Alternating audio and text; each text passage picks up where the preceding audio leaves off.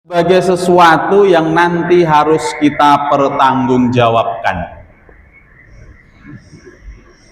Tapi pilihan itu bagi kita orang-orang yang beriman harus memperhatikan tujuan utama dari Allah menciptakan kita. Yang pertama, Allah menciptakan kita adalah agar kita menjadi hambanya yang selalu berbakti kepada Allah Subhanahu wa ta'ala. Wa ma khalaqtul jinna wal insa illa liya'budun. Ini yang pertama. Maka jiwa seorang atau pribadi yang sehat, kalau kita dalam kajian psikologi Islam, jiwa seorang pribadi yang sehat itu adalah jiwa di mana dia memiliki kesadaran dan keinsafan untuk berbakti kepada Allah Subhanahu wa ta'ala. Jadi kalau di dalam hati kita ada keingkaran kepada Allah, maka dalam pandangan ilmu psikologi Islam dia tidak sehat. Dia tidak sehat. Dalam pandangan akidah nanti disebut sebagai orang yang syirik, tidak berbakti kepada Allah, bahkan berbakti kepada makhluk selain Allah.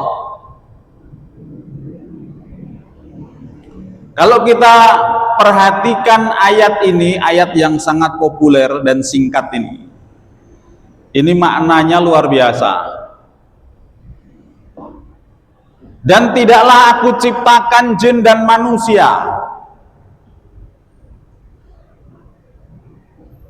Satu penggal kalimat ini mengisyaratkan bahwa sesungguhnya penciptaan jin dan manusia itu bagi Allah tidak penting.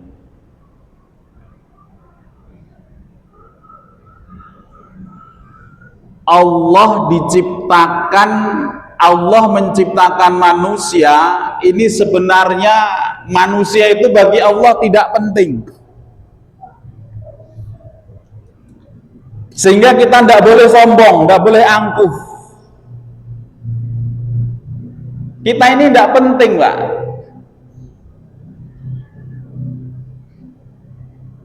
Baru dia penting illa liya'budun. Baru kita ini penting, Pak. Kalau kita ini berbakti kepada Allah. Kalau kita terlahir dengan predikat apapun, berkembang dengan predikat apapun, sukses dengan kesuksesan apapun, itu bagi Allah tak penting. Kecuali illa liya'budun. Kecuali kita berbakti kepada Allah. Ini mungkin dalam konteks rasional mudah difahami. Tapi dalam konteks kebatinan kadang-kadang kita sering terpeleset. Kita sendiri seringkali menempatkan kesuksesan, keberhasilan, predikat orang tertentu itu lebih mulia dari kebaktian kepada Allah Subhanahu wa ta'ala. Dan orang yang berani melampaui hak Allah untuk dimuliakan, kemuliaan itu hanya milik Allah, lalu dia berani mengambil kemuliaan itu dimintakan kepada manusia atau memberikannya kepada manusia, maka pasti Allah akan memberikan bencana kepadanya.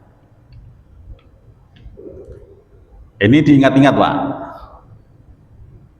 sambil kita menata diri kita, karena kita ketika bicara psikologi Islam ini maknanya sebenarnya menata diri kita. Apa contohnya orang yang mengambil kemuliaan Allah, disematkan pada dirinya, lalu menjadikan dia lupa tentang kemuliaan Allah Subhanahu wa taala. Ini contohnya yang sekarang kita rasakan sekarang, Pak. Sekarang ini di seluruh penjuru Indonesia sedang gempar. Sedang gempar, di mana-mana ada demo. Saya ada tamu dari Malaysia, 23 orang mahasiswa dan dosen. Harusnya tanggal 5, tanggal 6 itu sudah mendarat di Indonesia. Tapi baru saja tadi pagi mendapatkan informasi melihat kondisi Indonesia yang chaos. Mereka tidak diperkenankan oleh pemerintah Malaysia untuk melanjutkan perjalanan ke Indonesia. Seluruh program tertunda.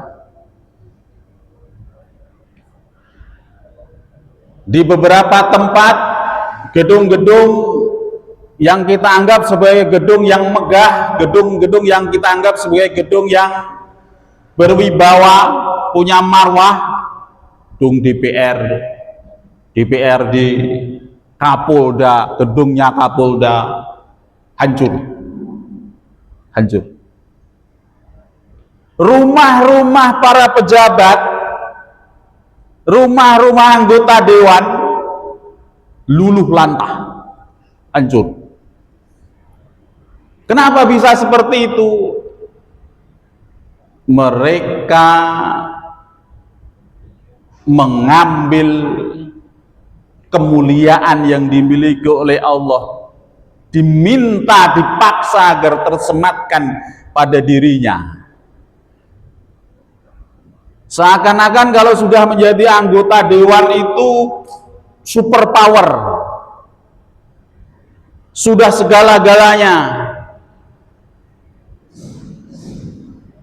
sombong. Ini kan terjadi nih. Lalu Allah dengan kekuasaannya mengarahkan, walaupun kita tidak kemudian menyetujui demo dengan anarkisme, tapi dalam konteks kejiwaan wajar itu maknanya, oh kok dia itu bisa marah seperti itu, kita bisa memaknai kondisi psikologisnya, wajar, Pak. Walaupun itu tidak boleh. Nah, itu agak lucu tadi. Kita menyadari itu wajar, walaupun itu tidak boleh. Karena apa? Karena kita melihat betapa kesewenang-wenangan kekuasaan manusia kepada rakyatnya, kepada masyarakatnya, seakan-akan kekuasaannya tak terbatas seperti kekuasaan Tuhan, dan dia merasa orang yang paling penting bisa memutuskan segala sesuatu tanpa melihat bagaimana kondisi masyarakatnya. Dia tidak tahu siapapun kita, dengan jabatan apapun, kata Allah, kalau kita melihat ayat tadi, wa ma khalaqtul jinna wal insa illa liya'budun. Tidak ada pentingnya bagi Allah. Loh, saya menteri, Pak, walaupun menteri tak penting. Saya wali kota, walaupun wali kota tak penting bagi Allah. Jangankan menteri, wali kota, gubernur, presiden, Pak. Fir'aun itu raja yang luar biasa kekuasaannya. Saking besarnya kekuasaan, dia menobatkan dirinya sebagai Tuhan.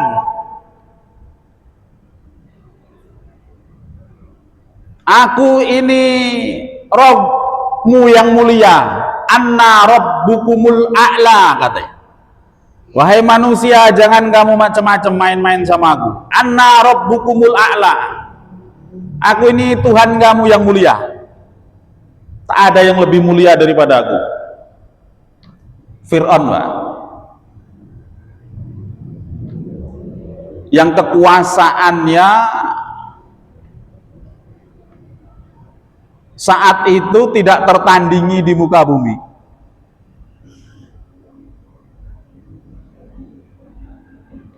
Yang kemudian orang yang paling merasa paling mulia mengambil predikat Tuhan tadi, pada akhirnya direndahkan oleh Allah Subhanahu wa taala. Tenggelam dia di Laut Merah. Namanya ditulis tapi tidak untuk dipuji. Namanya ditulis tapi tidak untuk disanjung. Bahkan jasadnya selalu ditengok tidak untuk dihormati. Jasadnya ditengok untuk selalu dimaki-maki. Maka kalau ada kata nama disebut Fir'aun, maka kita kemudian memberikan predikat kepadanya laknatullah. Dan sampai sekarang tidak ada orang Indonesia punya anak dikasih nama Fir'aun, tidak ada juga sebagai kebanggaan, kasih nama Fir'aun. Maka ayat ini menyadarkan kepada kita sekalian, jamaah yang dirahmati Allah SWT, siapapun kita, dengan kedudukan, dengan kekuasaan, bahkan dengan ilmu setinggi apapun, jangan merasa kita lebih mulia dibandingkan dengan hamba-hambanya yang lain, apalagi sampai mengantarkan diri kita pada kesombongan. Apa itu sombong? Batarul haq wa ghamtun nas.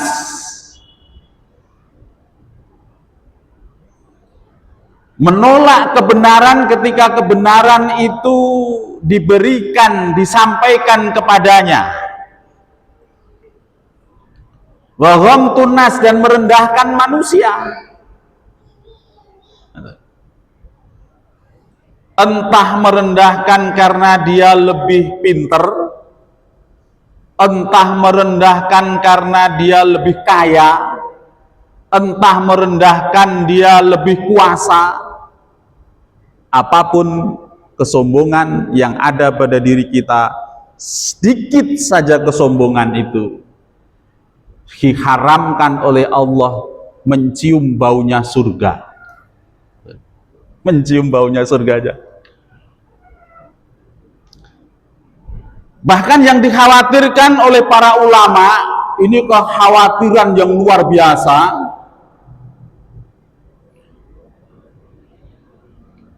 justru kesombongan, keangkuhan yang tidak dilatar belakangi oleh kekayaan, ilmu pengetahuan dan kekuasaan. Ada kesombongan yang lebih besar yang harus kita perhatikan.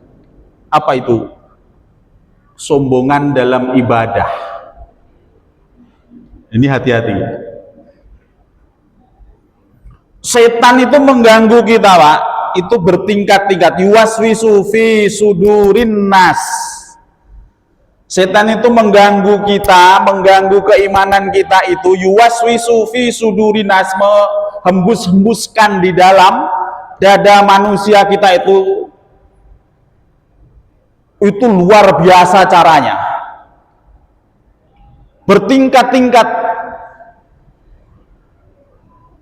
Waktu iman kita itu masih sederhana, ya paling ujiannya, cobaannya, godaannya sederhana. Waktu azan, sholat isya, kalau di rumah ada televisi, tayangan televisinya bagus. Kalau musim bola, main bola Indonesia, Malaysia, itu biasa yang paling seru. Itu ujian. Naik sedikit mungkin ada asam urat. Naik sedikit, Pak, asam urat. Lesu badannya. Tapi nanti kalau sudah rajin, Pak,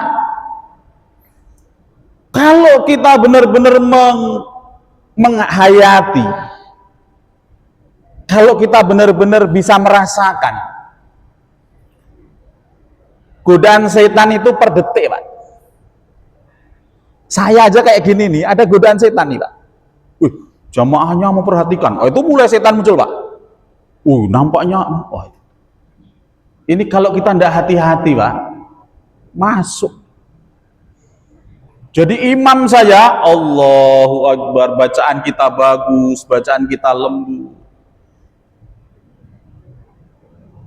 Nggak nengok jamaah kita, hati kita merasakan kadang-kadang ujian. Bacaan saya, jamaah saya perhatian semua. Kalau sudah seperti itu sudah ujian.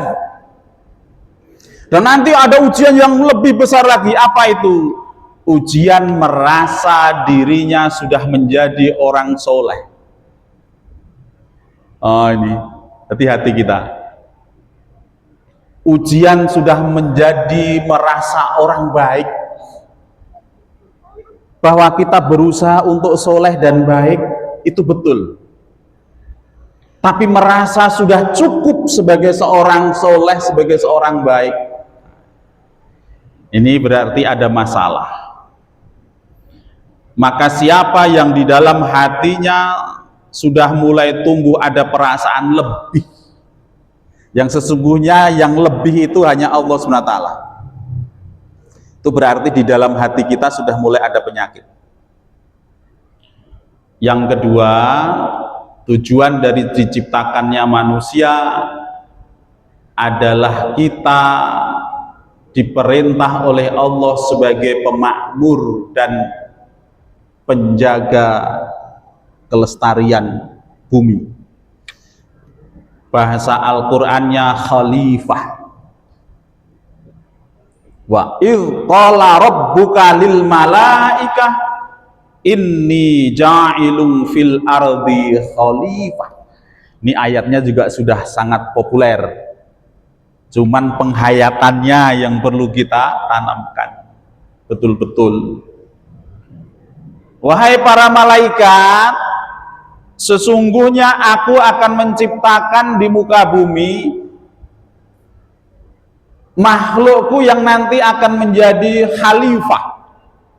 Khalifah itu pemelihara, mewakili Rob, mewakili kata Rob. Rob itu yang memiliki predikat itu Allah, dia pemelihara. Diwakilkan kepada manusia, itulah yang disebut dengan khalifah. Jadi kita ini wakilnya Allah. Wakilnya Allah untuk apa? Untuk memakmurkan bumi, supaya bumi ini bisa dimanfaatkan, supaya bumi ini tidak kosong, tidak sia-sia Allah menciptakan bumi ini. Maka perlu ditempatkan mereka yang bisa mengelola bumi ini.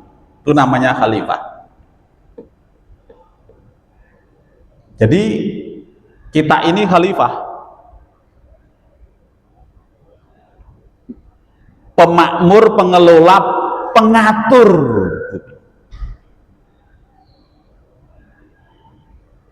Di beberapa diskusi politik, kata khalifah sering difahami sempit.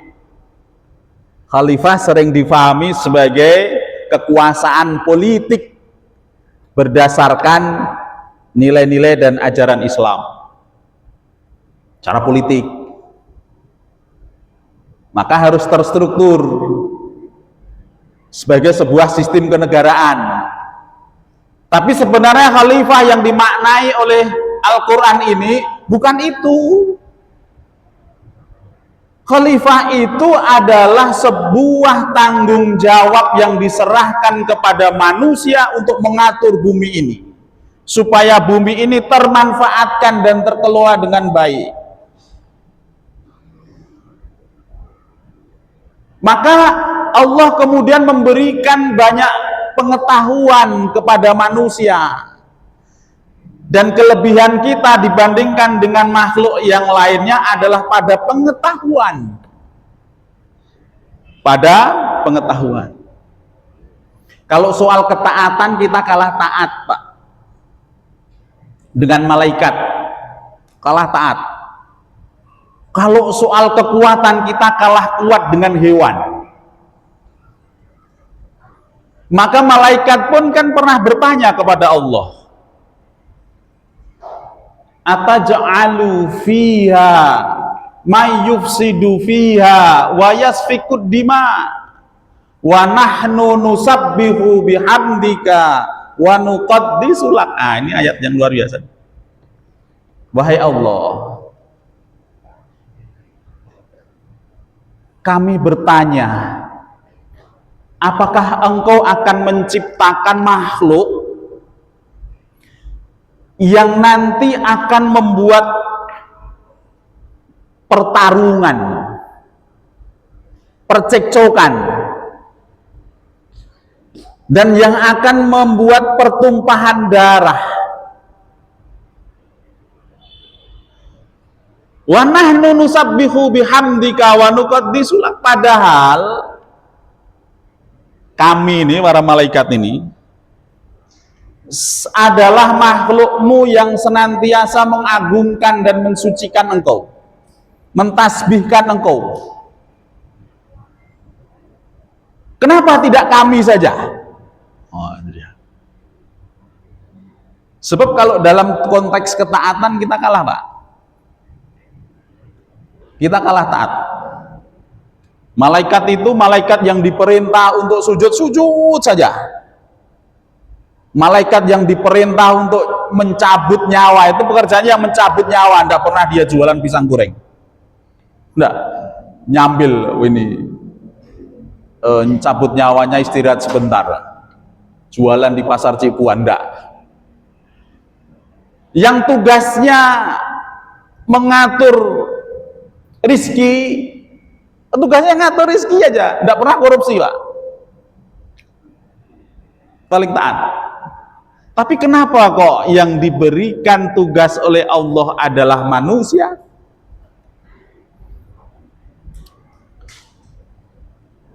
Sebab manusia diberikan kelebihan. Wa 'allama Adamal asma'a kullaha.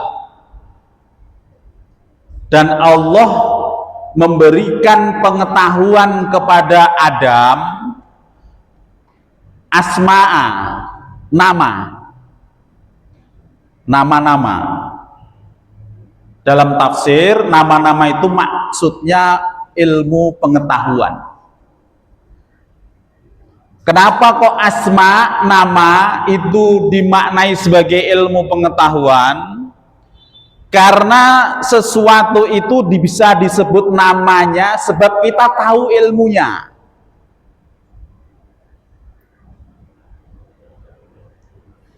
Kita bisa menyebut namanya karena kita tahu ilmunya.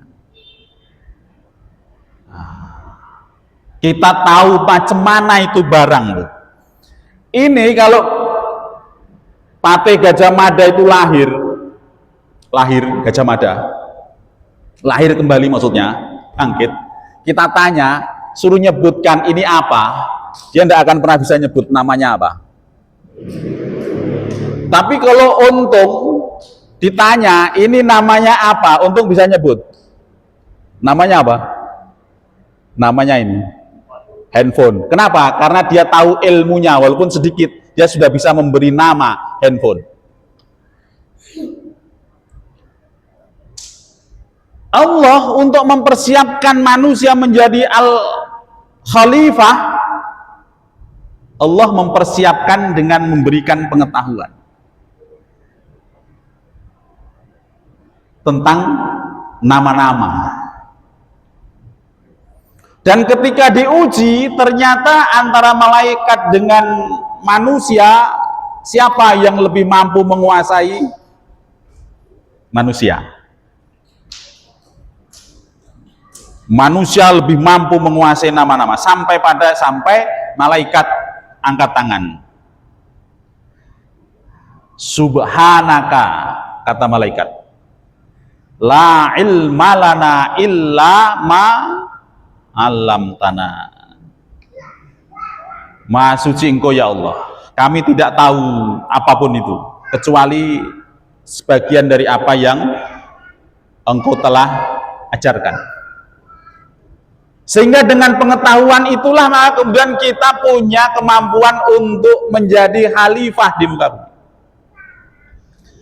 Maka jiwa kita, Bapak Ibu yang dirahmati Allah SWT, kalau kita mengambil dua poin ini, jiwa kita yang harus kita jaga sebagai manusia yang sehat secara psikologis. Nanti bisa dilanjutkan diskusi setelah ini. Adalah kalau jiwa kita senantiasa sadar dan tunduk untuk berbakti kepada Allah Subhanahu wa Ta'ala. Kalau jiwa kita sudah mulai mengajak menyimpang dari Allah Subhanahu wa Ta'ala, maka sesungguhnya jiwa kita sudah mulai tidak sehat. Yang kedua, jiwa kita adalah jiwa yang selalu mengajak pada kedamaian, ketentraman. Karena kita adalah khalifah yang selalu memelihara harmoni kehidupan dalam rangka kita untuk berbakti kepada Allah Subhanahu wa Ta'ala. Tapi tentu ini dalam kehidupan kita banyak dinamika, banyak persoalan, ada orang susah, ada orang menderita, ada orang gembira, ada orang senang, dan seterusnya. Itulah bagian dari dinamika kita sebagai makhluk yang memiliki peran sebagai khalifah sekaligus memiliki peran sebagai hamba Allah Subhanahu wa Ta'ala. Nah, itu mungkin sebagai pengantar sedikit aja, memahamkan diri kita tentang tugas kita sebagai manusia. Silahkan kepada jamaah, saya alhamdulillah hari ini mulai merapat. Ini bagian dari keberkahan, Pak. Kalau kita berpisah-pisah itu, dulu Khawarij itu begitu, Pak, di pojok sana, tapi kalau begini hati kita menyatu. Silakan, Ustaz.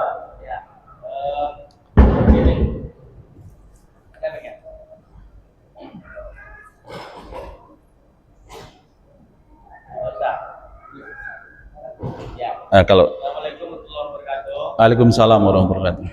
Terkait penyampaian dari tadi, Indonesia sedang tidak baik bagi saya. Tetapi ini mohon maaf Ustaz, apakah saya salah atau tidak? Ada pada hari ini pendemo itu melakukan penjarahan terhadap, kalau tidak salah, ada 4 rumah.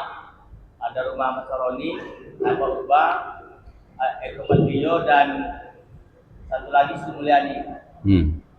Satu sisi penjarahan itu kan tidak dibenarkan di dalam Islam. Ya. Tapi saya bilang, kenapa saya kok bahagia saya? Ini kan selalu juga ya.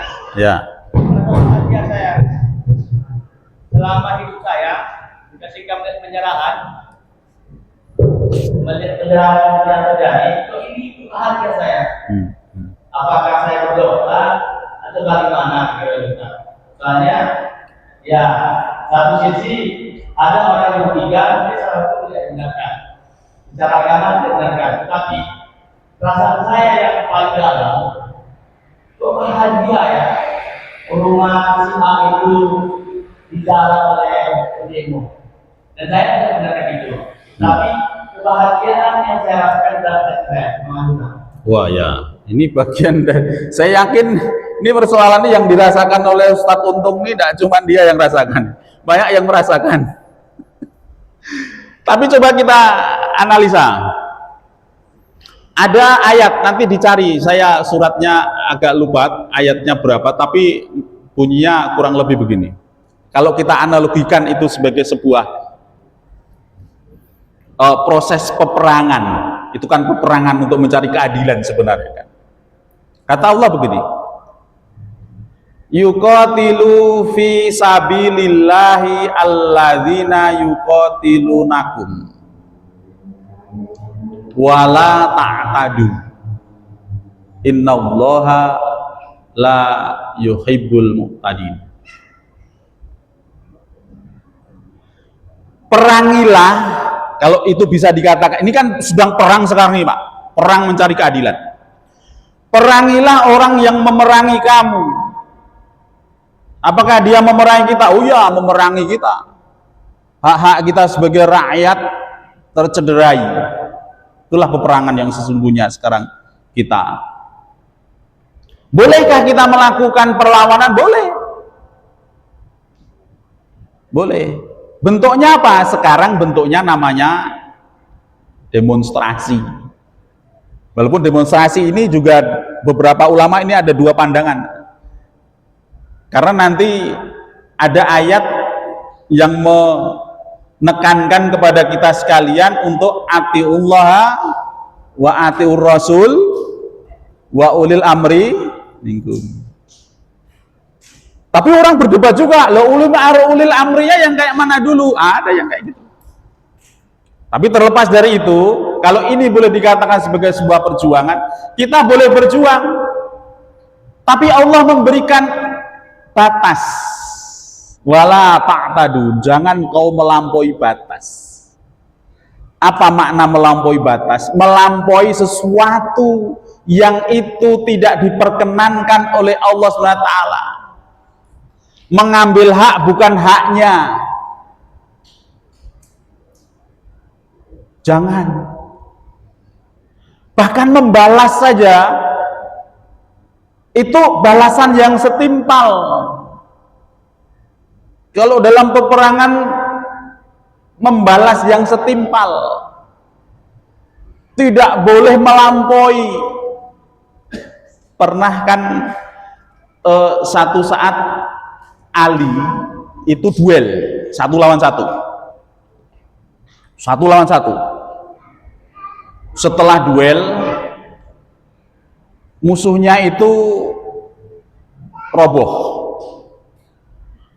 mau ditebas sama pedang, mau ditebas pakai pedang. Lalu musuhnya tadi meludahi muka Ali. Karena meludahi muka Ali tadi, Ali ingat, wala ta'tadu, jangan melampaui batasnya. Maknanya apa? Hati-hati. Ada sesuatu yang kau jaga. Apa itu? Jihad, kesucian dari jihad. Jangan melampaui itu. Jangan sampai rusak niatmu, pikiranmu, perasaanmu. Gara-gara kamu diludahi. Maka pedang yang harusnya ditebaskan ke musuh tadi ditarik balik. Setelah itu sahabat yang melihat itu tanya, wahai Ali, kenapa kamu tadi tidak langsung menebas dia? Jawaban Ali ini luar biasa. Kalau kita mungkin tak sampai tingkatan kita seperti itu, Pak. Kalau sudah mau dilempar-lempar. Jawaban Ali itu gini, saya menjaga hati saya. Jangan sampai ketika saya menebas dia, membunuh dia, bukan karena niat saya untuk berjihad, tapi karena sakit hati dia meludahi muka saya. Saya menjaga itu. Nah, itulah biasanya. Itu kalau kita mengambil nilai-nilai spirit kejiwaan dari Islam. Tapi nanti kalau kita belajar psikologi humanistik dari Barat, itu wajar. Itu bisa diterima. Psikologi Maslow. Itu wajar. Manusia mempertahankan harga dirinya. Dengan cara apa? Dengan memuaskan hasrat kemarahannya, nafsunya. Menjarah, mengambil, itu wajar. Tapi kan kita tidak aliran Maslow, kita kan aliran orang Islam yang harus kembali semua kepada Al-Quran. Yang di dalam Al-Quran itu ada akhlak. Di dalam Al-Quran itu ada kemuliaan. Yang ketika orang sebenarnya salah memang. Tapi betapapun masih kita berikan penghargaan dan hak-haknya juga harus kita tetap jaga. inilah yang menjadikan kita lebih mulia. Nanti dibaca kisahnya, ini karena sudah azan, ini hanya informasi sekilas saja. Nanti dibaca kisahnya Rasulullah Shallallahu Alaihi Wasallam dengan pembunuh Hamzah di perang Uhud. Itu luar biasa, Pak. Itu jiwa kita tersentuh. Hamzah terbunuh oleh seorang budak. Siapa namanya lupa saya. Wahsi, ya, Wahsi. Dipotong hidungnya, potong telinganya, diambil jantungnya. Sedih Rasulullah. Sedih. Tapi Rasulullah tetap memaafkan, walaupun Rasulullah sampai akhir hayatnya tidak mau bertemu dengan Wahsi. Supaya apa? Menjaga hatinya. Itu pelajaran akhlak yang luar biasa. Mudah-mudahan nanti bisa dikupas di pertemuan berikutnya, kisah Wahsi dan Rasulullah. Mungkin itu karena sudah waktunya Isa. Mohon maaf, kita luruskan hati kita, kita jernihkan, kita bersihkan hati kita. Mudah-mudahan semua yang kita laksanakan ini karena Allah SWT, dan dijadikan apa yang kita lakukan sebagai bagian dari ibadah. Assalamualaikum warahmatullahi wabarakatuh.